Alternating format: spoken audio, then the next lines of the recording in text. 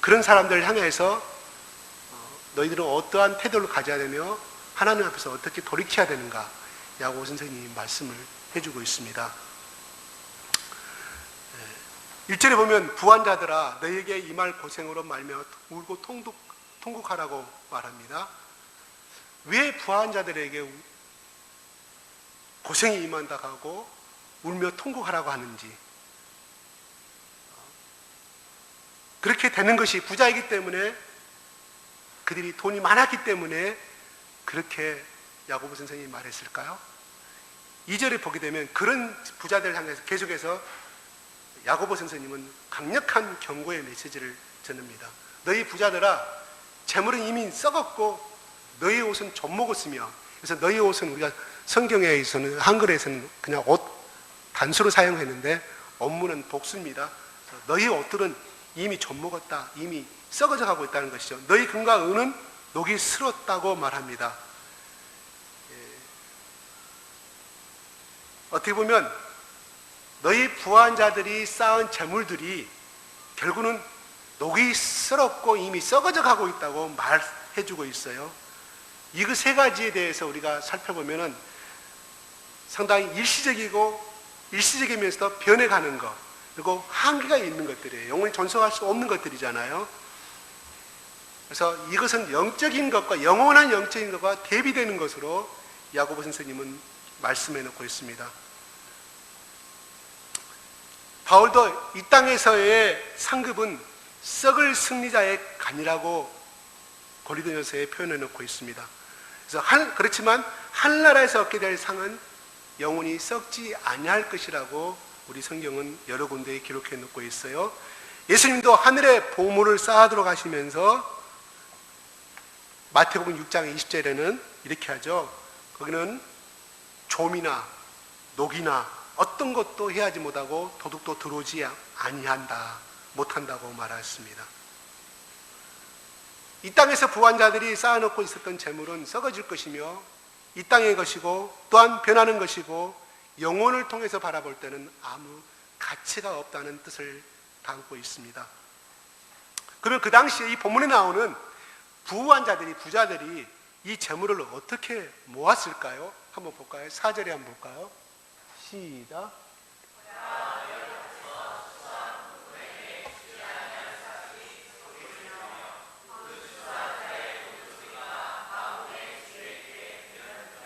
예, 이 글을 그대로 보게 되면 이들은 마땅히 줘야 할 임금을 주지 않으므로 그들의 자신들의 부를 축적하고 있었습니다.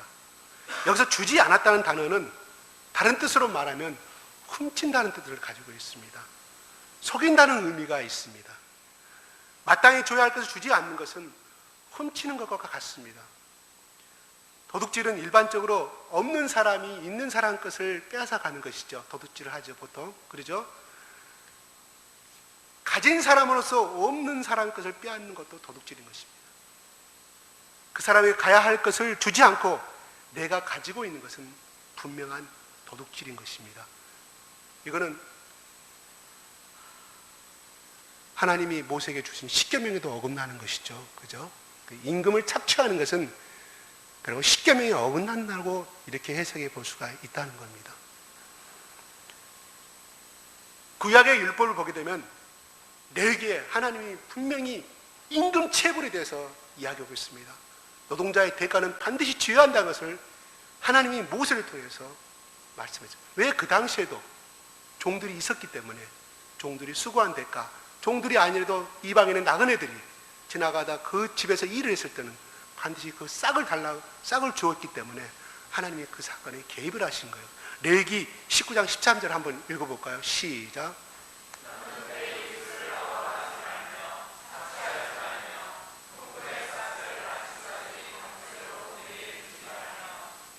네, 또 신명기 24장 14절 같이 읽어볼까요? 같은 비슷한 말입니다. 시작.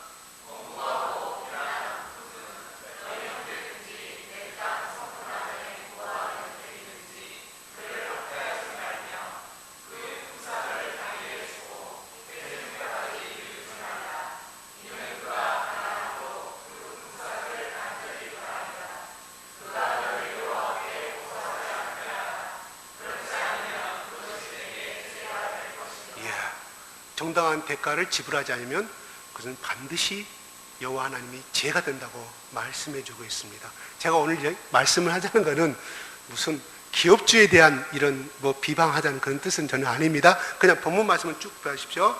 당시 사람들은 하루 벌어서 하루를 먹고 사는 사람들이 대부분이었습니다. 다시 말해서 구약시대도 그랬고 예수님 당시에도 그랬습니다. 사도들이 살 당시에도 만일 열심히 일했는데 그날 품삯을 받지 못하고 집에 돌아가게 되면은 그 사람들에게 딸린 식구들과 가족들은 다 굶게 되는 그런 경제적인 상황이 있었습니다. 그 당시에 근대 종교사회, 근대 시대가. 그래서 임금을 체불하는 것은 그래서 하나님께서 절대적으로 금하신 겁니다. 그러나 당시 부자들이 가난한 사람들에서 그렇게 하고 있었기 때문에 야고보 선생님들이 그들을 향해서 경고의 말씀을 드리고 있다는 겁니다. 그러면서 그 노동자들은 6절에 보게 되면은 너희는 6절에 읽어볼까요? 시작. 너희는 의인을 정죄하고 죽였으나 그는 너희에게 대항하지 아니하였다고 말합니다. 예. 여기서 너희라는 것은 부자들을 가리키고 있고요. 의인은 그의 품꾼을 말합니다. 성경에서 말하는 의인이 없나니 그 의인이 아니고요. 예, 품꾼을 말하는 거예요. 도덕적인 의인을 가리키는 것이 아닙니다. 법적으로 무고한 사람이란 말이에요. 법적으로.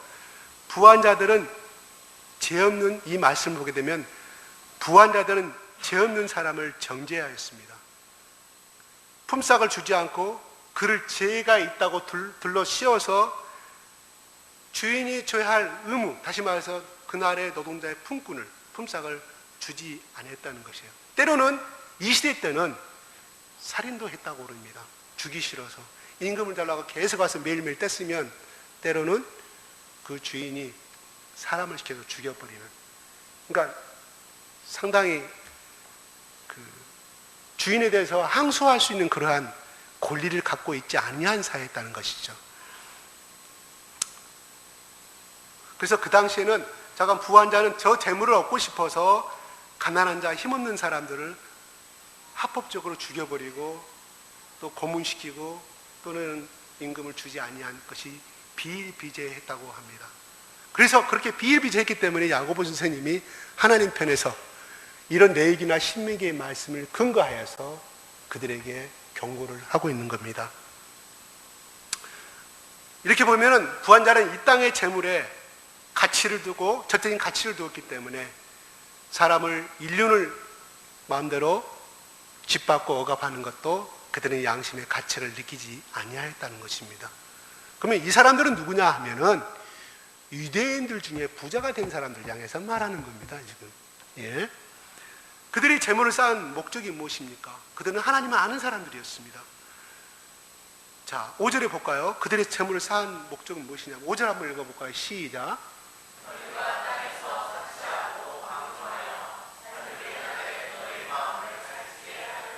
네.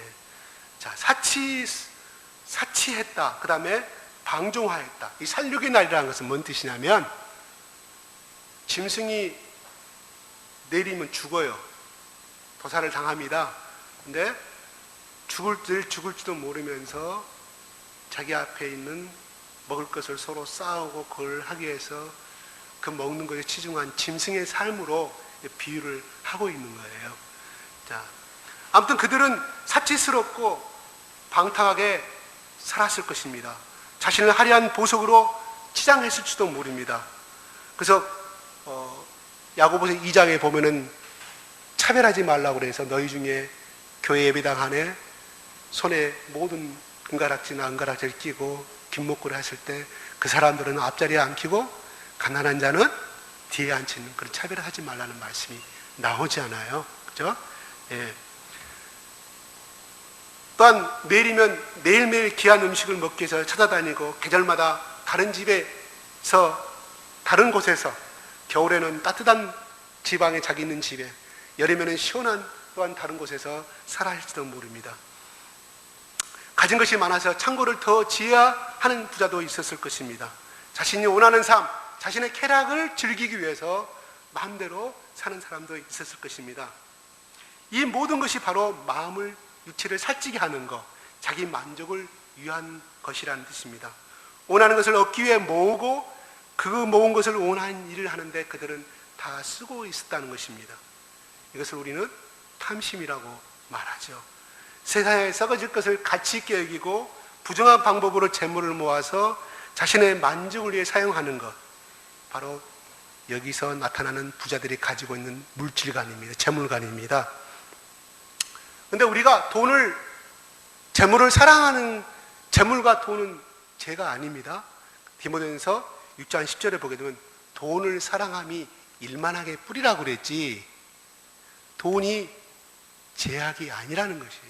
죄의 뿌리가 아니라는 거죠. 그 돈을 사랑하는 것이 죄의 뿌리라는 것이죠.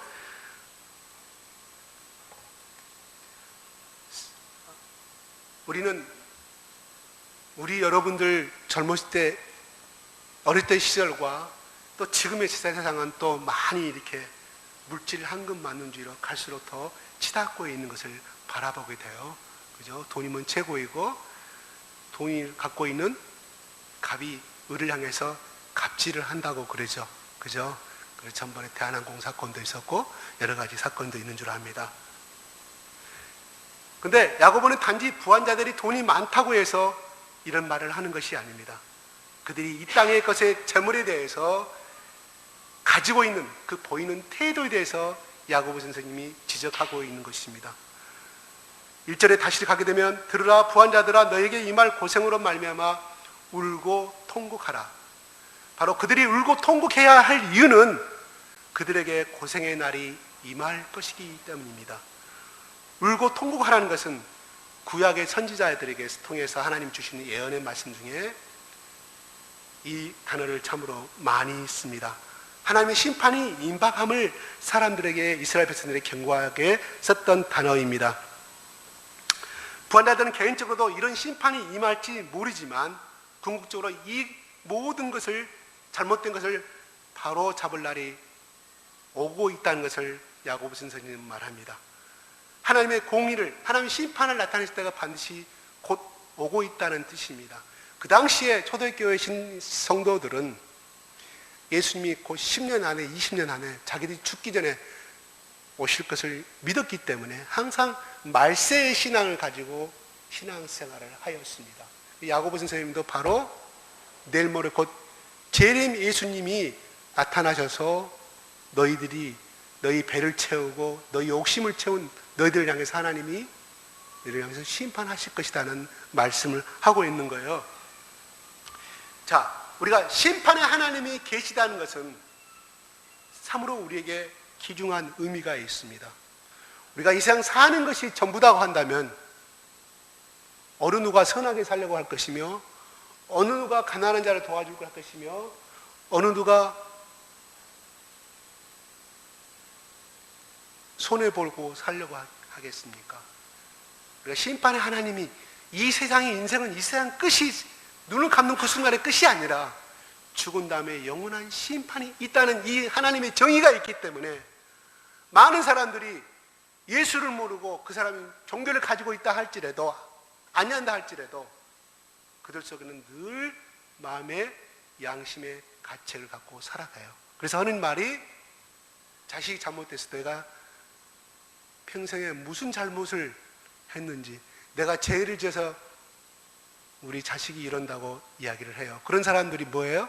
종교를 안 하는 사람들이 그렇게 말을 해요. 그죠? 자, 이런 사람들도 이런 생각을 가지고 있는데, 중요한 것은 우리가 그 공의로운 하나님이 우리가 죽은 다음에 반드시 심판이 반드시 거쳐야 한다는 것입니다. 그죠? 맞죠? 그래서 적어도 정상적인 의식을 갖고 있는 사람들에게는, 적어도 그들에게 향하여서, 세상을 향하여서 세상의 가치를, 인간의 가치관을 그대로 어느 정도 유지할 수 있는, 바꿔놓을 수 있는 기준을 갖게 된다는 사실이에요. 만약 하나님이 계시지 않는다면, 또한 심판하신 하나님이 아니시라면 나도 본문에 나오는 부자처럼 살고 싶어요. 부자는 아니지만 그렇게 마음대로 쓰고 즐기고 마시고 마음껏. 그렇죠. 우리 속에 여러분 개인적으로 소원이 있다고 하면 다 개인적으로 돈 좀 마음껏 풍족하게 쓸 수 있는 돈이 있으면 좋겠다고 생각을 다 가지고 있어요. 그렇죠? 그렇죠? 오늘 에스라 면회 갑니다. 차 좀 내가 돈이 많았으면 벤츠 700 BMW 몰고 갈 수 있는, 이게 부모의 정상적인 마음입니다. 또 에스라에게 원 없이 다 주고 싶고, 이게 자식을 향한 부모의 마음 아니겠습니까? 또 지금 현재 여러분들 자녀들 키우는데 정말 오다가 보니까 저기 백운동에 그쪽에 36 그 영어학원이라 어린이 유치원이 있더만요. 그게 아마 3층으로 되어 있는 거 보니까 3층은 아마 예비당이고 1, 2층은 유치원이고 어린이 영어 유치원인가 봐요. 그죠? 아마 강주 시내에 돈 많은 사람들 아마 그렇다 보낼 것 같아요. 왜? 오놈이다 직접 배울 수 있으니까. 그냥 여러분 다 부모님은 다 자식들한테 원 없이 쓰고 싶은 마음이 다 있을 거예요. 이거는 정의로운 좋은 의미에서 말을 하는 거고요. 두 번째는 돈이 많다고 어떻게 해요? 마음껏. 우리 준이 부부가 돈이 많았다고 하면 저 스위스로 해서 유럽 전 세계 12개국 싹 돌아다니면서 일주일이 아니라 한 달, 두 달, 세 달 마음껏. 왜? 1년간 놀아도 돈이 풍족하니까. 그렇게 돈을 가지고 있다고 하면 제가 하는 말이에요. 다 우리가 누리고자 하는 소망 아닙니까? 그죠? 예. 재물을 축적한 나를 위해 쓰고 그것을 기쁨을 누리는 것, 이것은 세상 사람들이 선망하는 삶입니다. 모두가 꿈꾸고 바라는 삶입니다. 그러나 우리에게는 하나님이 계시고 또한 그 하나님께서 심판하신다는 사실입니다. 여행 간다고 심판하신 거 아니에요. 그건 그 뜻이 아닙니다. 그건 아니에요. 이 사실로, 이 심판하신 그 사실 때문에 모든 가치가 바뀌는 것입니다. 영혼의 삶이 우리를 기다리고 있고 심판이 있기 때문에 세상의 재물은 가치 없는 것이 되어버리고 말 것입니다. 이 영혼의 삶을 결정하는 것은 바로 죽음 뒤가 아니라 바로 이 땅에 살아있을 때 결정된다는 것입니다. 예. 오늘 어떤 목사님이, 유명하신 목사님인데 예수 안 믿고 죽었어도 자식들이 천주교처럼 기도하면 구원을 받을 수 있는 기회가 있다고 해서 그분이 파면을 당하고 하는데 참 안타까워요. 예, 그 만에 그것이 구원론에 합당한 것이라 하면은 우리가 살아생전에 예수 열심히 믿을 필요 뭐 있어요? 마음껏 쓰다가 자식한테 점을 확 넘겨주고, 야, 나 죽은 다음에 교회에다 헌금 좀 하고, 천주교, 난 교회 일반교회에다 헌금 좀 많이 해서 내 영혼을 기도 좀 해주라고 지옥에서 천국으로 갈 수 있도록. 그는 정당한 방법이 아닌 것 같아요. 내가 하나님 안 믿는다고 하더라도 그 논리가 통한다고 하면. 자, 예수님께서 2000년에 오셨을 때는 고난받는 종으로 오셨어요. 세상을 구원할 구원자로 오셨지 심판자로 오신 것은 아니시잖아요. 그죠? 그러나 예수님께서 다시 재림지로 오실 때는 이 시대도 마찬가지였지만 전능하신 심판주로 오신다는 사실입니다. 3절에 보게 되면 너희가 말세에 재물을 쌓았다고 합니다. 자, 야고보서 선생님이 이 글을 쓸 때, 이 성령의 감동으로 이 글을 썼을 때 이미 말세였습니다. 그 말세 신앙을 가지고 야고보 선생님이 썼어요. 근데 이 시기가 AD 50년 내지 AD 60년이라고 그래요. 그러면 2000년의 세월이 흘렀습니다. 그러면 그 주님의 오실 날이 얼마나 더 가까워졌겠습니까? 숫자적으로 생각하자는 거죠. 그냥 앞으로 말세가 언제쯤 예수님 오실 날이 저는 모릅니다. 주님은 저 멀리서 천천히 오시는 것이 아니라 이미 9절에 보게 되면 문 밖에 서 계신다고 나와 있습니다. 당시에 문 밖에 서 계셨으니 지금은 어떻게 해요? 문고리를 잡고 계실지 모릅니다. 네. 이 사실이 부자의 삶에 대한 평가를 바꿔놓았습니다. 부자의 삶이 최고의 삶에서 최악의 삶으로 가게 되고, 부러운 삶에서 불쌍한 삶으로 흘러져 갈 것이며, 행복한 삶에서 불행한 삶으로, 애통의 삶으로 바꿔놓게 되었습니다. 야고보 선생님은, 야고보 사도는 심판에 대해서 역설적인 표현을 이야기합니다. 3절에 보게 되면, 3절 같이 한번 읽어볼까요? 시작.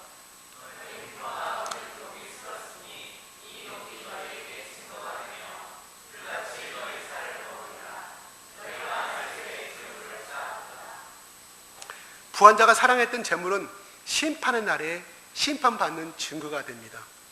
금과 은혜에 있는 녹은 그가 사랑하고 추구했던 것이 하늘의 것이 아니라 이 땅의 것의 증거가 된다는 뜻입니다. 너희를 위하여 보물을 땅에 쌓아두지 말라. 거기는 한번 읽어볼까요? 우리가 너무나 잘 아는 말씀, 시작.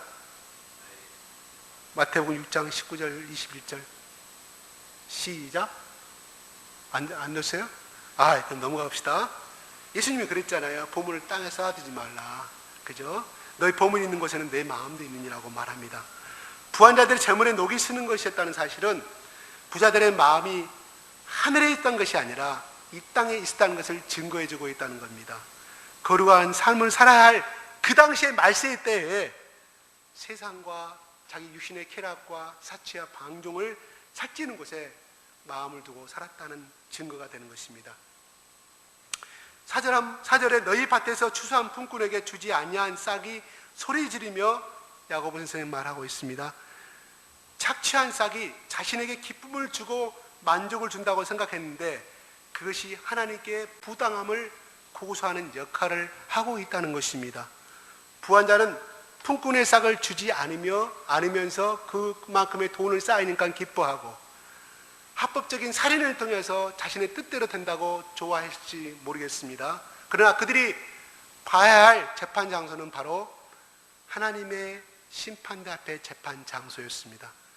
심판의 날에는 그들은 착취한 재물이 그들을 고소한 증거가 될 것입니다. 5절에 보면 너희가 땅에서 사치하고 방종하여 살육의 날에 너희 마음을 살찌게 하였도다. 스스로 즐거워하고 만족하며 살고 있던 사람들이 마음을 살찌게 했다고 말합니다. 그래서 심판의 날을 살육의 날, 도륙의 날로 표현합니다. 그래서 처음에 얘기했던 것처럼 고사할 자기들이 죽을 날이 다가오는데 그것을 알지 못한 채 눈앞에 보이는 음식을 먹으면서 자신을 살찌고 있는 어리석은 짐승과 같다는 그런 뜻을 담고 있습니다. 자신에게 만족과 기쁨을 주는 재물 때문에 심판을 바라보지 못하고 있다는 것입니다. 부자가 사랑했던 재물 또한 만족과 쾌락을 주었던 그 재물은 결국은 하나님의 심판대 앞에서 여지없이 당하게 될 것입니다.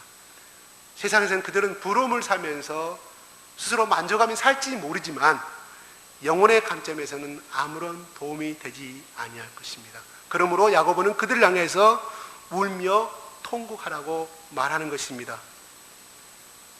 여러분은 이 말씀을 지금까지 들으면서 나는 부자가 아니기 때문에 아무리 상관이 없다고 생각하고 이 말씀들을 들었을 줄 모릅니다. 그러나 문제는 여러분이 얼마나 재산이 있고 가난하고 얼마나 재산을 가지고 있는가는 그것이 중요한 것이 아니라 이상의 재물을 내가 어떻게 대하고 살고 있냐는 것이 중요한 것입니다. 하나님은 돈이 많은 자를 심판하신다고 절대 말씀하지 않았습니다. 그런 성경은 없습니다.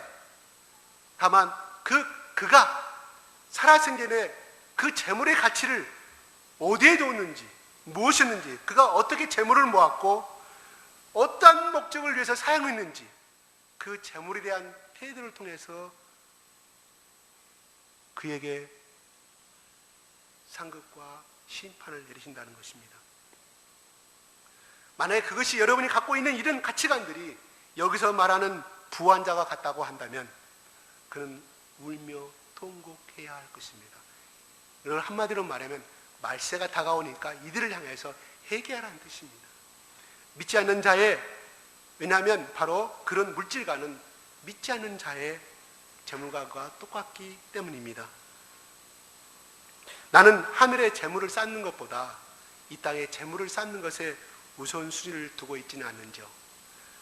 또한 나의 시간을, 매일매일 나의 시간을 이 땅에 재물을 쌓는 데는 열심이지만 하나님 나라에 더 열심히 투자하고 있지는 않는지, 그러면 덜 투자하고 있는지, 또한 내가 한 달 동안 번 돈, 열심히 번 돈, 매일매일 번 돈을 어떻게 사용하고 있는지, 또 주로한 그런 재물에 대해서 어떤 생각을 많이 하고 있는지, 또한 내 자녀에게 어떤 가치를 두고 어떤 가치관을 내가 심어주고 있는지, 한번 생각해 볼 필요가 있습니다.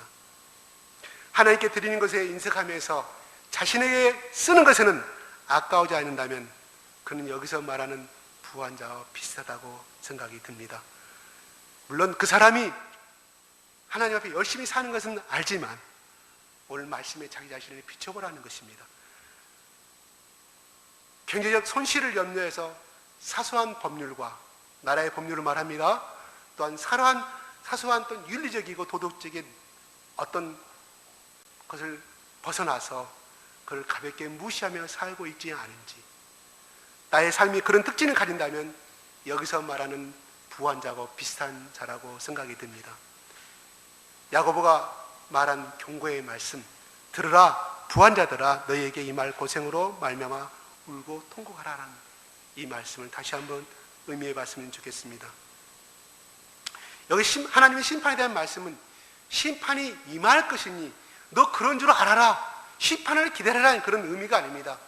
그 심판이 확실한 것을 알고 회개하고 돌이키라는 의미를 가지고 있습니다. 야고보가 부한자들의 경고하는 목적도 바로 이것입니다.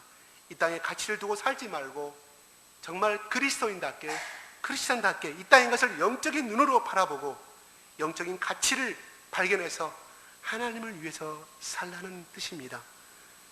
여러분은 재물을 어떻게 바라보고 있습니까? 이 경고의 말씀도 별로 귀에 들리지 않는다고 하면 자신이 진정한 믿음을 가진 자인지 한번 돌이켜봤으면 좋겠습니다. 참된 믿음을 가진 자는 자신에게 이런 모습이 있지 않은지 돌아보고 내 삶의 우선순위가 뒤바뀌어 있다면 그 순위를 내일이 아니라 오늘 밤 이 자리에서 순위를 바꾸어 주십시오. 재물이 주님보다 절대 위일 수는 없습니다. 돈을 따라가면 그 사람은 망합니다. 재물을 따라가면 돈이 망합니다. 돈이 나를 따라오면 그 사람은 부자가 됩니다. 이 비결은 무엇일까요? 이 말씀하고 연결시켜 대단히 죄송합니다만 하나님 나라와 하나님 의를 구하십시오.